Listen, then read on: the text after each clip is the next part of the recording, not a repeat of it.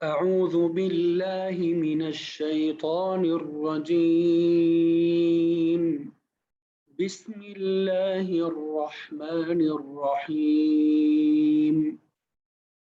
يا أيها الناس اتقوا ربكم الذي خلقكم من نفس واحدة وخلق منها زوجها وبث منهما رجالا كثيرا ونساء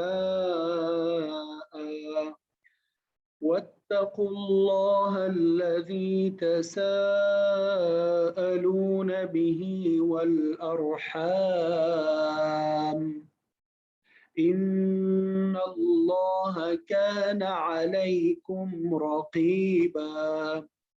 وآتوا اليتامى أموالهم ولا تتبدلوا الخبيث بالطيب ولا تأكلوا أموالهم إلى أموالكم إنه كان حوبا كبيرا.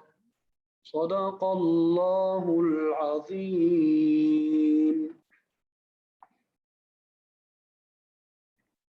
الحمدللہ ابھی آپ کے سامنے سورہ نساء کی ابتدائی 2 آیات کی تلاوت کی سعادت حاصل ہوئی. اللہ تعالیٰ سے دعا ہے کہ اللہ تعالیٰ آسانی کے ساتھ سہولت کے ساتھ ہمیں قرآن مجید کو سمجھنے سمجھانے اور پھر قرآن مجید کے تمام احکامات پر عمل کرنے کی توفیق عطا فرمائے. سب سے پہلے ان آیات کا ہم لفظی ترجمہ کریں گے اور ساتھ ساتھ میں سلیس ترجمہ بھی کرتے جائیں گے اور آخر میں پھر تفسیر بیان کریں گے. تو یا ایہا یہ قرآن مجید میں مختلف مقامات میں آئے گا. اس کا یاد رکھنا ہے یا ایہا اے کے معنی میں اس کا ترجمہ کرنا ہے. یا ایہا اے کسی کو جب آپ نے پکارنا ہو بلانا ہو تو اس کے لیے اے یا ایہا استعمال ہوتا ہے. ٹھیک ہے. الناس اس کا معنی ہوتا ہے لوگوں. الناس بعض علماء کے نزدیک انسان کی جمع ہے. الناس کیا ہے؟ انسان کی جمع ہے. اس کا معنی ہوتا ہے لوگوں. تو یا ایہا الناس یہ دونوں ملا کے آئیں گے. یا ایہا الناس اے لوگو. یا ایہا الناس اے لوگو. اتقو یہ لفظ اتقو یہ بھی قرآن مجید میں بار بار آتا ہے. لفظ اتقو قرآن مجید میں بار بار آتا ہے. ایک مرتبہ آپ یاد کریں تو انشاءاللہ آپ کے لیے قرآن مجید کا سمجھنا آسان ہوگا. تو اس کا معنی ہوتا ہے تم ڈرو. تم ڈرو. اتقو تم سب ڈرو. اتقو یہ اصل میں پلورل ہے, جمع کا صیغہ ہے, جمع کا لفظ ہے. اس کا معنی ہوتا ہے تم سب ڈرو. یا ایھا الناس اے لوگو اتقو تم سب ڈرو. ربکم ربکم یہاں 2 الفاظ ہے, ایک رب ہے اور ایک کم ہے. کم جو ہے ضمیر ہے. کم کیا ہے؟ ضمیر ہے. تو رب کا معنی ہوتا ہے رب پروردگار. کم اپنے.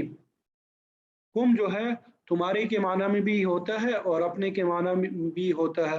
تو ربکم اپنے رب سے. اے لوگو تم سب ڈرو ربکم اپنے رب سے. الذی الذی یہ قرآن مجید میں بار بار آتا ہے. بار بار یہ کبھی ترجمہ اس کا کریں گے جس نے, کبھی اس کا ترجمہ کریں گے جس کا, اور کبھی اس کا ترجمہ کریں گے جو. اس کو عربک ٹرمینالوجی میں یا عربک گرامر کے اعتبار سے اسم موصول کہتے ہیں. اسم موصول. اس کا ترجمہ آپ نے یاد رکھنا ہے جس نے بھی کرتے ہیں, جس کا بھی کریں گے, جو بھی کریں گے, تو وہ سیاق و سباق کے اعتبار سے آگے پیچھے دیکھتے ہوئے اس کا ترجمہ ہم نے کرنا ہوتا ہے. تو یہاں پہ ترجمہ کیا ہے؟ الذی جس نے, خلقکم خلق یہ ایک لفظ ہو گیا اور کم جو ہے دوسرا لفظ ہے. خلق یہ الگ لفظ ہے اور کم جو ہے دوسرا لفظ ہے. خلق کا معنی ہوتا ہے اس نے پیدا کیا. خلق اس نے پیدا کیا. کم تمہیں. ٹھیک ہے. یہ کم جو ہے ضمیر ہے. अभी रब्बकुम में ये कुम यहाँ पे भी ज़मीर है और खलक़कुम यहाँ पे भी ज़मीर है, तो आपने देखा अपने के माना में भी आता है, तुम्हारे के माना में भी आता है, तुम्हें के माना में भी आता है। ठीक है, तो ये सयाक और सबाक के एतबार से इसका तर्जुमा जो है थोड़ा तब्दील हो जाता है। तो खलक़कुम पैदा किया तुम्हें, जिसने पैदा किया तुम्हें। मिन का तर्जुमा यहाँ पे से है। मिन मुख्तलिफ मानी के लिए इस्तेमाल होता है, लेकिन यहाँ पे मिन जो है से के माना में आएगा। ठीक है, नफ्सिन, नफ्सिन का माना होता है जान, नफ्सिन का माना होता है जान। वाहिदतिन, वाहिदतिन एक को कहते हैं, वाहिदतिन किसे कहते हैं, एक को कहते हैं। तो अल्लज़ी खलक़कुम जिसने तुम्हें पैदा किया, मिन नफ्सिन वाहिदतिन एक ही जान से, एक ही नफ्स से। व खलक़, वाव का माना है और, खलक़ पैदा किया। अब देखिए खलक़ ऊपर हमने पढ़ लिया, वहां पे दो अल्फाज थे ना, खलक़ और साथ में कुम ज़मीर भी था। ठीक है, साथ में कुम ज़मीर भी था, यहाँ पे खलक़ अकेला आ गया। तो और पैदा किया यानी उसने पैदा किया, अल्लाह ताला ने पैदा किया। मिन हा, ये भी दो अल्फाज है, मिन और हा। एक लफ्ज क्या है, मिन है और एक हा है। मिन का तर्जुमा है से, मिन का तर्जुमा क्या है, से। और हा जो है ये ज़मीर है, हा क्या है, ज़मीर है। इसका तर्जुमा यहाँ पे उससे, उससे होता है, लेकिन ये ज़मीर जो है ये माक़बल में नफ्स की तरफ लौटती है। इससे पहले हमने नफ्स पढ़ा ना, नफ्स, तो ये ज़मीर उस नफ्स की तरफ लौटती है। तो मिनहा का तर्जुमा हो जाएगा उस जान से। व खलक़ मिनहा, और उसने पैदा किया, मिनहा उस जान से, ज़ौजहा, ज़ौजहा। ये भी दो अल्फाज, एक ज़ौज है और एक हा है। कितने अल्फाज है, दो अल्फाज है, एक ज़ौज है और एक हा है। ज़ौज का माना होता है जोड़ा, ज़ौज का वैसे माना क्या होता है, जोड़ा। तो यहाँ पे जो है बीवी के माना में आएगा, यहाँ पे बीवी के माना में आएगा। ज़ौज का माना वैसे क्या होता है, जोड़ा, लेकिन यहाँ पे किसके माना में आएगा, बीवी के माना में। हा ज़मीर जो है ये भी हा ज़मीर है। ठीक है, उसकी बीवी को। वखलक मिनहा ज़ौजहा, और उसी से पैदा किया, उसी जान से उसकी बीवी को भी। वाव का माना है और, बस्सा, बस्सा यबिस्सु और बस्सा यबुस्सु, ज़रब यज़रिबु से भी है और नसर यनसुरु से भी है। इन दोनों का माना होता है फैला देना।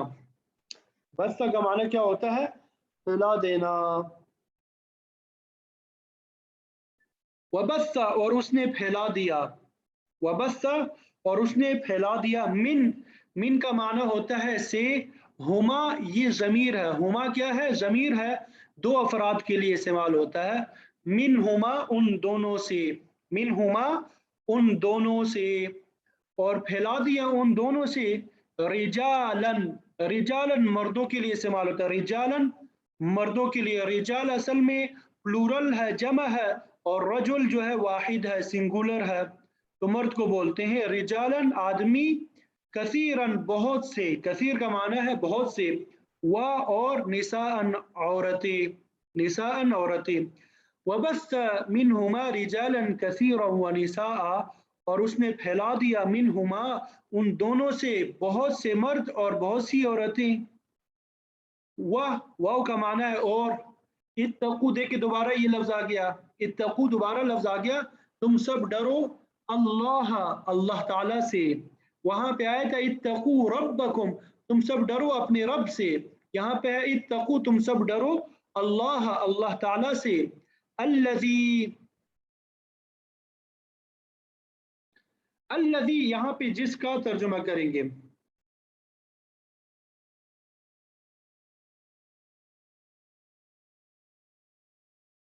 ठीक है, तसाअलूना, तसाअलूना, तसाअलूना तुम एक दूसरे से सवाल करते हो। तसाअलूना तुम एक दूसरे से सवाल करते होते हैं। तसअलूना एक लफ्ज है, तसअलूना तुम सवाल करते हो, एक है तसाअलूना, तो इसका माना होता है एक दूसरे से सवाल करना। तसाअलूना एक दूसरे से सवाल करना, कि तुम एक दूसरे से सवाल करते हो, बिही उसके जरिए। ये दो अल्फाज, एक बी है और एक ही है। बी का माना होता है के जरिए, ही जमीर है, ये अल्लाह की तरफ, यानी उसके नाम के जरिए से, उसके नाम के जरिए, उसके नाम के जरिए, उसके नाम के जरिए तुम एक दूसरे से सवाल करते हो। उसके नाम के जरिए तुम एक दूसरे के से क्या करते हो, सवाल करते हो। वत्तकुल्लाह और तुम अल्लाह से डरो, अल्लज़ी जिसके नाम का वास्ता दे के तुम एक दूसरे से सवाल करते हो। वह वाव का माना है और, अल अरहाम, अरहाम जो है रहम, ये रिश्तों को कहते हैं, रहीम से है और रिश्तेदारी को कहते हैं। तो ये वत्तकुल अरहामा कि तुम डरो रिश्तों की हक तलफी से भी, रिश्तों की हक तलफी से भी डरो, रिश्तों की हक तलफी से भी डरो। इन अल्लाह, इन का माना होता है बेशक, अल्लाह अल्लाह ताला, काना है, अलैकुम, अलैकुम यहाँ पे दो अल्फाज है, एक आला है इसका माना होता है पर, और एक कुम है तुम पर, अलैकुम तुम पर, रकीबा निगरानी करने वाला, निगहबानी करने वाला। बेशक अल्लाह ताला तुम पर निगहबानी करने वाला है, बेशक अल्लाह ताला तुम पर निगहबानी करने वाला है। ये इस आयत का लफ्जी तर्जुमा था। अब देखिए दोबारा हम इसका बामुहावरा तर्जुमा करते हैं।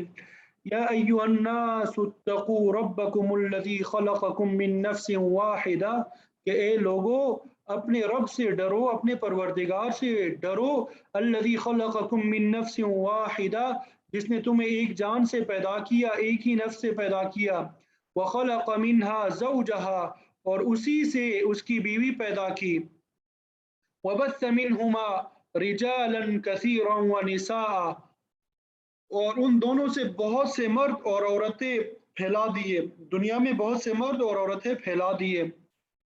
वत्तकुल्लाह अल्लज़ी तसाअलून बिही वल अरहाम और अल्लाह से डरो जिसका वास्ता दे के तुम एक दूसरे से अपने हुकूक मांगते हो।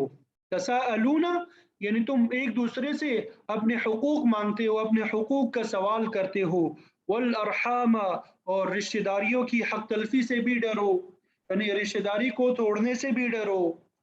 इन अल्लाह कान अलैकुम रकीबा यकीन रखो कि अल्लाह तुम्हारी निगरानी कर रहा है, अल्लाह तुम्हारी निगरानी कर रहा है।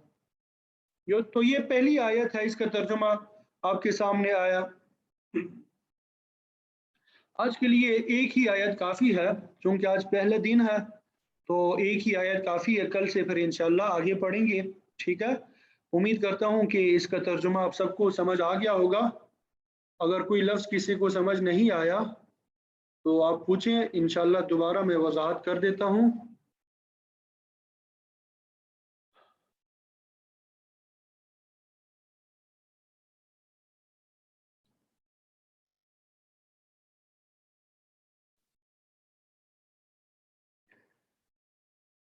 तो इस सूरत का नाम सूरह निसा है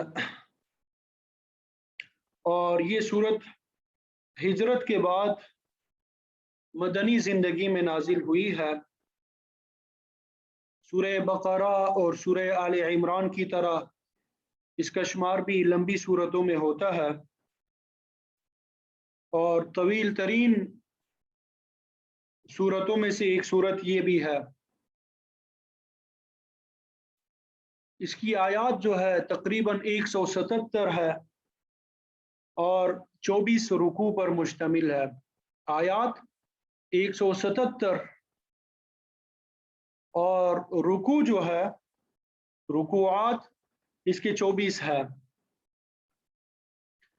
निसा जो है ये जमा का सीगा है, प्लूरल है। इमरा इसका सिंगुलर है, वाहिद।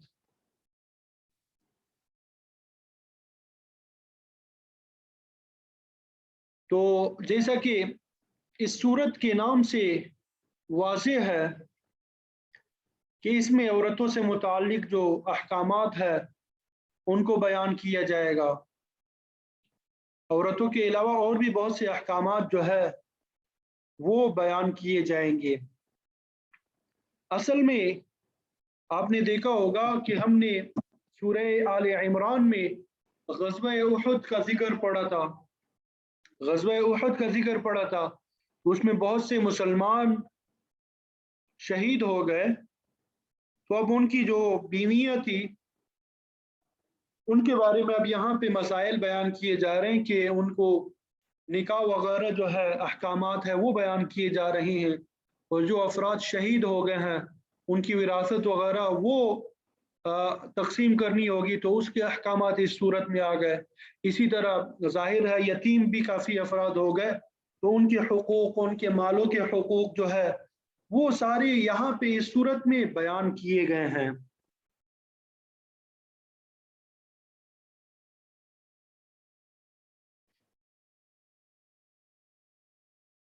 تو اب اس صورت میں یہ تمام تفصیل بیان کی جائے گی کہ کن عورتوں کے ساتھ نکاح کرنا جائز ہے، کن عورتوں کے ساتھ نکاح کرنا جائز ہے اور کن سے جائز نہیں ہے، اور رشتہ داروں کے آپس میں کیا کیا حقوق ہے، والدین کے، بہن بھائی کے، اور یتیموں کے، مسکینوں کے، مسافروں اور پڑوسیوں کے کیا حقوق ہے، ان کو بڑی اہمیت کے ساتھ یہاں پہ بیان کیا گیا ہے.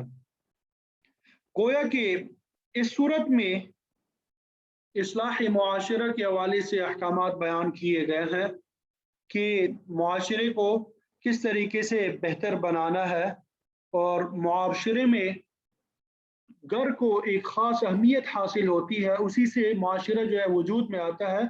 تو اس کے احکامات کو تفصیل کے ساتھ بیان کیا گیا ہے. تو سورہ آل عمران کا جو سورہ آل عمران کی جو آخری آیت ہے، یا ایھا الذین آمنوا اصبروا وصابروا ورابطوا واتقوا اللہ لعلکم تفلحون، آخر میں آیا کہ واتقوا اللہ، اللہ تعالیٰ سے ڈرو، اور اس کے فوراً بعد سورہ نساء کا آغاز ہوا یا ایھا الناس اتقوا ربکم. سورہ آل عمران کے آخر میں بھی تقوی کا حکم دیا، اپنے رب سے ڈرنے کا حکم دیا. اس صورت کے آغاز میں بھی تقوی اختیار کرنے کا حکم دیا کہ اے لوگوں اپنے رب سے ڈرو جس نے تمہیں ایک ہی جان سے پیدا کیا. تو تقوی کے مسائل جو ہے وہ تفصیل کے ساتھ سورہ بقرہ اور سورہ آل عمران میں ہم نے بیان کر دیے. تقوی جو ہے اسلام کے بنیادی اور اہم ترین اصولوں میں سے ہے.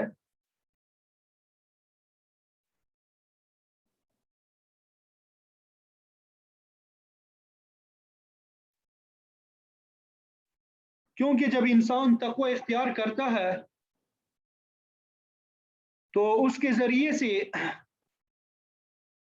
انسان کے اندر حقوق کی ادائیگی کا جذبہ پیدا ہوتا ہے، اور پھر انسان عدل اور انصاف پہ عمل کرنے لگتا ہے. تو یہاں پہ اسی کے متعلق فرمایا کہ اپنے پروردگار سے ڈرو جس نے تمہیں ایک ہی جان سے پیدا کیا. تو یہاں پہ ایک جان سے مراد حضرت آدم علیہ السلام ہے.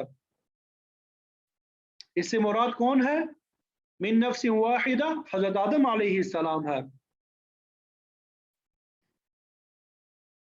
کیونکہ ساری انسانیت کی ابتدا حضرت آدم علیہ السلام سے ہوئی. سورہ حجرات میں بھی آتا ہے انا خلقناکم من ذکر و انثی، کہ ہم نے تمہیں ایک مرد اور ایک عورت سے پیدا کیا. ہم نے تم سب کو ایک مرد اور ایک عورت سے پیدا کیا.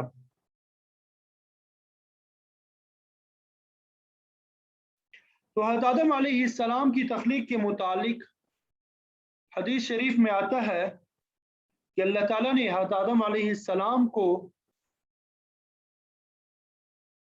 پوری زمین کی مٹی سے پیدا کیا. فرشتے کو حکم دیا گیا کہ روئے زمین کی مٹی کو سمیٹ لو. اس نے ایسا ہی کیا. پھر اس سے خمیر بنایا گیا، اسے گوندا گیا، اور اس سے آدم علیہ السلام کا مجسمہ تیار کیا گیا، اور پھر اس میں اللہ رب العزت نے روح پھونکی۔ اس کی تفصیل جو ہے قرآن مجید میں موجود ہے۔ تو جس طرح آپ نے مشاہدہ کیا ہوگا کہ زمین جو ہے، زمین کے مختلف حصے مختلف ہوتے ہیں۔ کسی جگہ کی مٹی جو ہے وہ سخت ہوتی ہے، کسی جگہ نرم، کسی جگہ مٹی کا رنگ سرخ ہوتا ہے، کہیں سفید ہوتا ہے، کوئی زمین جو ہے ریتلی ہوتی ہے اور کوئی چکنی ہوتی ہے۔ تو اسی طرح انسانوں میں بھی مختلف مزاج کے افراد پیدا کیے گئے، کوئی نرم مزاج ہے، کوئی سخت مزاج ہے، کوئی اچھا ہے، کوئی برا ہے۔ تو خلاصہ یہ کہ مٹی کا اثر کسی نہ کسی صورت میں ہر انسان میں ظاہر ہوتا ہے۔ پھر آگے فرمایا وَخَلَقَ مِنْهَا زَوْجَهَا، اور اس سے اس کا جوڑا پیدا کیا، یعنی اس کی بیوی کو پیدا کیا۔ حدیث شریف میں آتا ہے کہ اللہ رب العزت نے حضرت آدم علیہ السلام کا جوڑا حضرت حوا رضی اللہ تعالی عنہا کو ان کی پسلی سے پیدا کیا۔ آدم علیہ السلام کی ایک پسلی کو ان سے الگ کیا گیا، جس کی کیفیت جو ہے وہ اللہ تعالیٰ ہی جانتے ہیں۔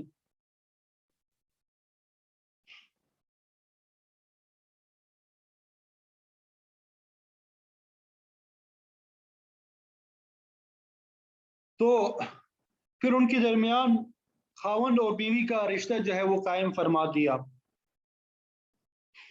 تو آپ صلی اللہ علیہ وسلم نے فرمایا کہ انسان کی پسلیاں جو ہے ٹیڑھی ہوتی ہے، اور بالخصوص جو اوپر والے حصے کی پسلیاں ہوتی ہے وہ زیادہ ٹیڑھی ہوتی ہے، چونکہ حضرت حوا رضی اللہ تعالی عنہا کی تخلیق جو ہے پسلی سے کی گئی ہے۔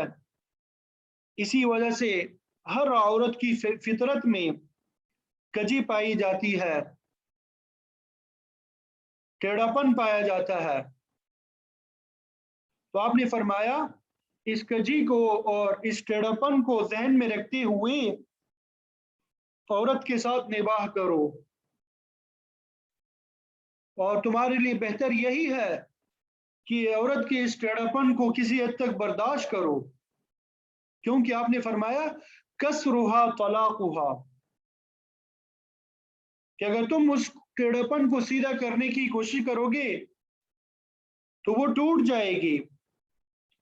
ٹوٹنا کیا مراد، یعنی طلاق ہو جائے گی، لہذا اس کے ٹیڑھاپن کو، اس کی کجی کو برداشت کرو۔ اور پھر فرمایا کہ اس رب سے ڈرتے رہو جس نے تمہیں ایک نفس سے پیدا کیا، اور پھر اسی کا جوڑ جو ہے وہ بھی پیدا کیا، جوڑا بھی پیدا کیا، اس کی بیوی کو بھی پیدا کیا۔ وَبَثَّ مِنْهُمَا رِجَالًا كَثِيرًا وَنِسَاءً، اور ان دونوں سے بہت سے مردوں اور عورتوں کو پھیلا دیا۔ زمین میں مختلف مردوں اور عورتوں کو زمین میں پھیلا دیا۔ تو اب کتنے مرد ہیں، کتنی عورتیں آج کی دنیا میں، یہ اللہ تعالیٰ ہی بہتر جانتے ہیں۔ اور پھر آگے قیامت تک مزید کتنے مرد اور کتنی عورتیں پیدا ہوں گی، اللہ تعالیٰ کے علم میں ہے۔ تو چونکہ پوری بنی نوع انسانیت جو ہے ایک ہی باپ اور ایک ہی ماں کی اولاد ہے، اس وجہ سے ایک دوسرے کے حقوق کی پہچان بھی ضروری ہے۔ اسی لیے تو اللہ تعالیٰ نے فرمایا کہ ایک دوسرے کے حقوق کو پہچان کر ان کو ادا کرنے کی کوشش کرو۔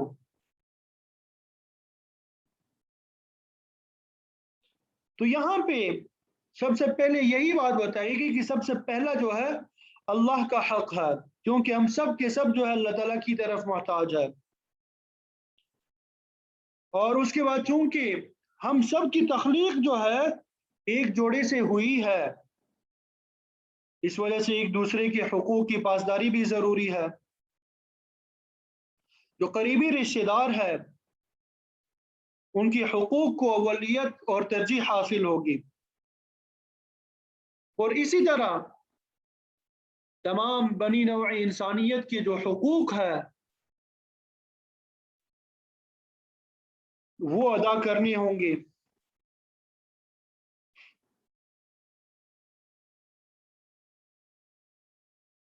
پھر آگے فرمایا واتقوا اللہ الذی تساءلون به والارحام، کہ اللہ سے ڈرتے رہو کہ جس کا واسطہ دے کے، جس کے نام کا واسطہ دے کے تم ایک دوسرے سے سوال کرتے ہو، تم ایک دوسرے سے اپنے حقوق کا مطالبہ کرتے ہو۔ والارحام، اسی طرح رشتوں سے بھی ڈرتے رہو، یعنی رشتوں کی حق تلفی سے، کہ ان کے حقوق کے ضائع ہونے سے ڈرتے رہو، رشتوں کو توڑنے سے ڈرتے رہو۔ تو صلہ رحمی کرنا اور رشتہ داری نبھانا یہ بہت ضروری ہے۔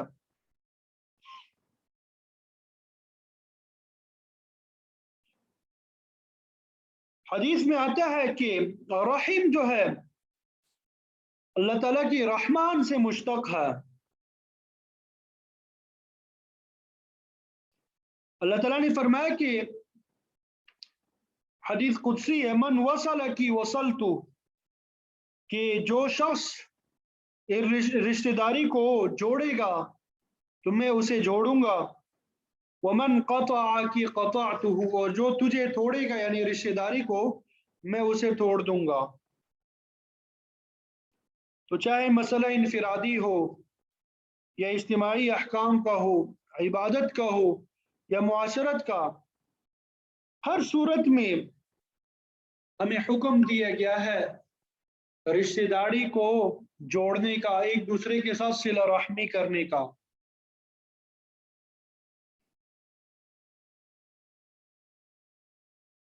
ایک حدیث میں آتا ہے کہ جو شخص چاہتا ہے کہ اس کے رزق میں اضافہ ہو اور اس کی عمر میں اضافہ ہو تو اسے چاہیے کہ صلہ رحمی کرے۔ صلہ رحمی کرنے سے انسان کی رزق میں بھی برکت آتی ہے اور انسان کی عمر میں بھی برکت آتی ہے، عمر میں اضافہ ہوتا ہے۔ اللہ تعالی ہم سب کو رشتوں کے حقوق پہچاننے اور پھر ان پر عمل کرنے کی توفیق عطا فرمائے۔ اور پھر آگے فرمایا ان اللہ کان علیکم رقیبا، بے شک اللہ تعالی تمہارا نگران ہے، وہ ہر چیز کو دیکھ رہا ہے، وہ تمہاری نگرانی کرنے والا ہے۔ انسان کوئی اچھا کام کرے تو وہ بھی اس کی نظر میں ہے، کوئی برا عمل کرے وہ بھی اللہ تعالیٰ کی نظر میں ہے۔ تو اللہ تعالیٰ کی نگرانی جو ہے انسان پر ہر حالت میں قائم ہے، اس وجہ سے انسان کو بہت زیادہ محتاط رہنا چاہیے۔ اللہ تعالیٰ نے جو حقوق انسان پہ رشتہ داروں کے مقرر فرمائے ہیں ان کو اچھے طریقے سے انسان کو ادا کرتے رہنا چاہیے اور اس معاملے میں اللہ تعالیٰ سے ڈرتے بھی رہنا چاہیے۔